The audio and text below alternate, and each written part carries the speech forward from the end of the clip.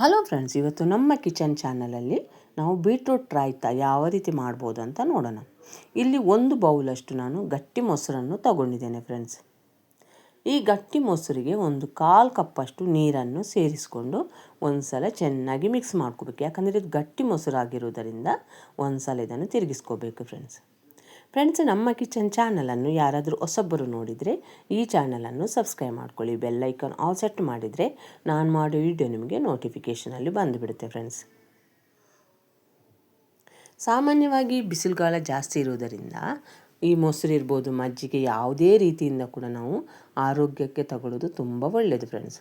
ಈಗ ಇದಕ್ಕೆ 1 ಚಮಚದಷ್ಟು ಜೀರಿಗೆನ ಇದು ಹಸಿ ಜೀರಿಗೆನೂ ಇದು ಜೀರಿಗೆನೇನು ಫ್ರೈ ಮಾಡ್ಕೊಂಡಿಲ್ಲ, ಅದನ್ನೀಗ ಕಲ್ಲಲ್ಲಿ ಕುಟ್ಟಿ ನೈಸಾಗಿ ಪುಡಿ ಮಾಡಿಕೊಂಡು ಇದಕ್ಕೆ ಹಾಕ್ಕೊತೇನೆ ಫ್ರೆಂಡ್ಸ್.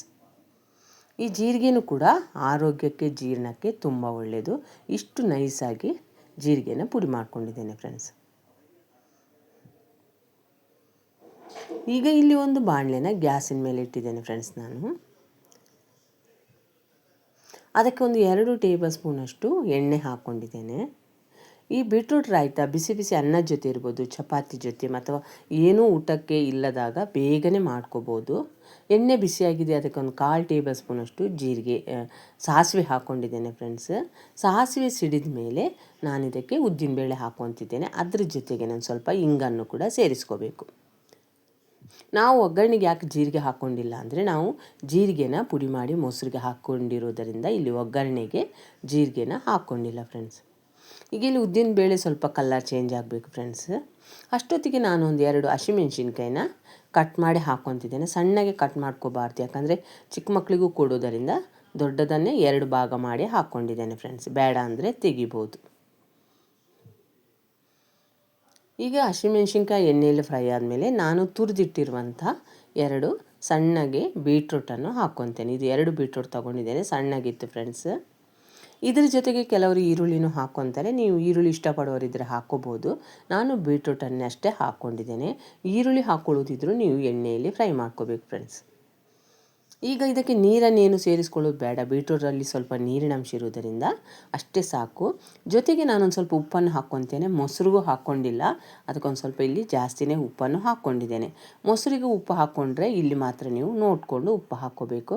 ಇಲ್ಲೊಂದು 5 ನಿಮಿಷ ಎಣ್ಣೆಯಲ್ಲಿ ಫ್ರೈ ಮಾಡ್ಕೋಬೇಕು ಫ್ರೆಂಡ್ಸ್. ಎಣ್ಣೆಯಲ್ಲಿ ಫ್ರೈ ಆದ ಬೀಟ್ರೂಟನ್ನು ಆವಾಗಲೇ ಮೊಸರಿಗೆ ಸೇರಿಸ್ಕೋಬಾರ್ದು, ಯಾಕಂದರೆ ಮೊಸರು ಹೊಡೆದೋಗುತ್ತೆ. ಅದು ಪೂರ ತಣ್ಣಗಾಗಬೇಕು ಫ್ರೆಂಡ್ಸ್. ಇಷ್ಟ ಆದರೆ ಸಾಕು ಫ್ರೆಂಡ್ಸ್.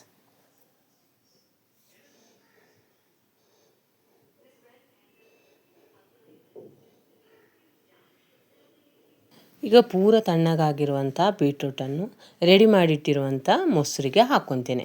ಅದರಲ್ಲಿ ಜೀರಿಗೆ ಪುಡಿ ಹಾಕಿರೋದನ್ನು ಒಂದು ಸಲ ಚೆನ್ನಾಗಿ ಮಿಕ್ಸ್ ಮಾಡ್ಕೋಬೇಕು. ಆಮೇಲೆ ಇದಕ್ಕೆ ಬೀಟ್ರೂಟನ್ನು ಸೇರಿಸ್ಕೊತಿದ್ದೇನೆ. ಜೊತೆಗೇ ನಾನು ಒಂದು ಸ್ವಲ್ಪ ಕೊತ್ತಂಬರಿ ಸೊಪ್ಪನ್ನು ಕೂಡ ಇದಕ್ಕೆ ಸೇರಿಸ್ಕೊತೇನೆ. ಫ್ರೆಂಡ್ಸ್, ನಿಮಗೇನಾದರೂ ನಾನು ಮಾಡೋ ವಿಡಿಯೋ ಇಷ್ಟ ಆದರೆ ಆದಷ್ಟು ಲೈಕ್ ಮಾಡಿ, ಶೇರ್ ಮಾಡಿ, ನಮ್ಮ ಚಾನಲನ್ನು ಸಪೋರ್ಟ್ ಮಾಡೋದನ್ನು ಮರಿಬೇಡಿ ಫ್ರೆಂಡ್ಸ್.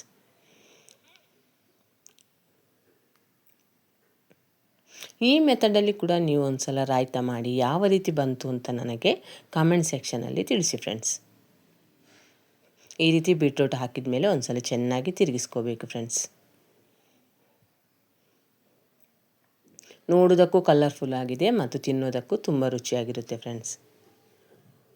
ನೀವು ಈ ವಿಡಿಯೋವನ್ನು ನೋಡಿದ್ದಕ್ಕೆ ನಿಮಗೆ ತುಂಬ ಧನ್ಯವಾದಗಳು ಫ್ರೆಂಡ್ಸ್.